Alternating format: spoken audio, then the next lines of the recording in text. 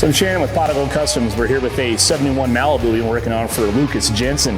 Been kind of a fun project. We wanted something kind of rough but really tough, and it definitely matches all that for sure.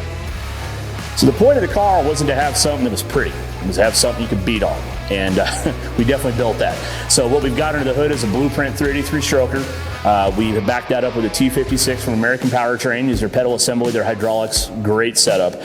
We have it fuel injected through Holley Sniper system, and we actually use their ignition control. This thing it's fun. It's really fun to drive as a result of those. All right, for suspension on this, we went with UMI, and we used Viking coilovers. Really sticks the corners great. As a matter of fact, going up the pass to Woodland Park, you kind of want to push the speed limit a little too far. It sticks really, really well, probably too well, actually. All right, for the brakes, we went with Willwood. We wanted something that would stop really well, so we've got their 4-piston calipers, all 4 corners, integrated e-brake in the back, and we have their drilled and slotted rotors. We also use their master cylinder and proportioning valve in combination with CPP's Hydro Boost system. This stops really, really well. Sticking with the patina, but yet still having kind of the modern feel.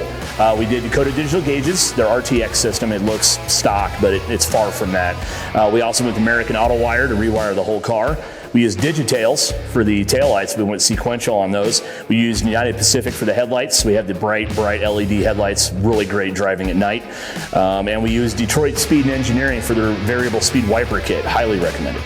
All right, so we wanted to stick with the car that was patina. We didn't want to change that at all. We wanted something we could beat on. So for under the hood, we stuck with a 383 stroker from Blueprint.